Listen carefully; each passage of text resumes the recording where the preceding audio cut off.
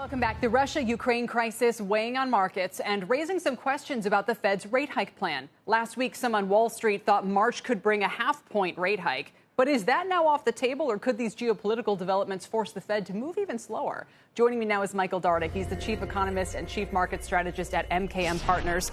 Michael, welcome. What's your response to that question about how fast the Fed can go now?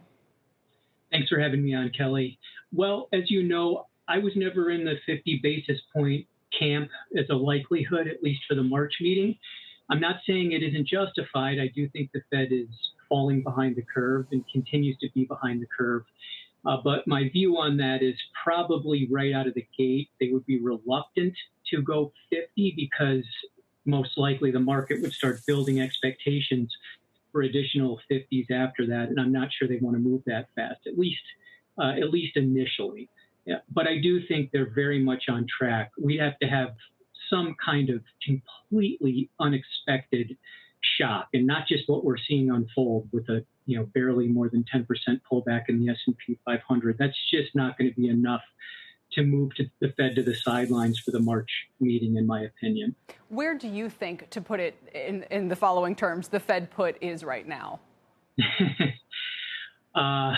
Miles and miles and miles away. We really haven't seen much tightening in credit markets. I don't think the Fed minds if the equity market suffers a correction, but overall conditions are still pretty stimulative. Credit spreads have widened a bit, but it really doesn't look like anything if you run the historical chart back. Certainly not like what we were seeing going into that first rate hike in December of 2015. High yield spreads went to almost 1,000 basis points. They're barely above 400 currently. We also had a huge meltdown in industrial metals. That is not happening this time.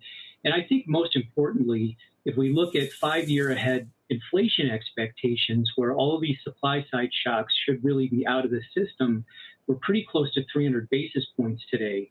That's over 100 basis points above the average of the last cycle.